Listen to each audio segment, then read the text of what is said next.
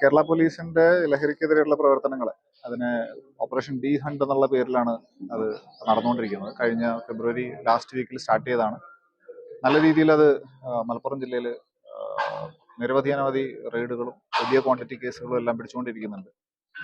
ഇതിൽ ഏറ്റവും പ്രധാനമായിട്ടുള്ള കാര്യം എന്ന് പറയുന്നത് ഇതുമായിട്ട് ബന്ധപ്പെട്ടുള്ള ഇൻഫർമേഷൻസ് എന്നുള്ളതാണ്.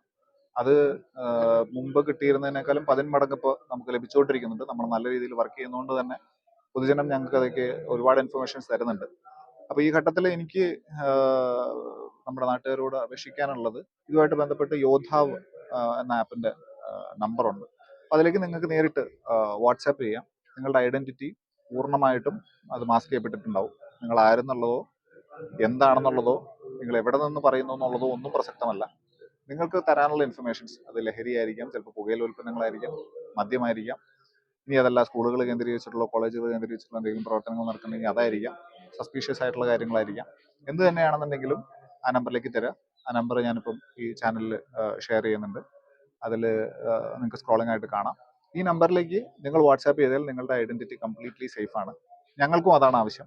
ഇൻഫർമേഷൻസ് തരുന്നവർ കംപ്ലീറ്റ്ലി സേഫ് ആയിരിക്കണം.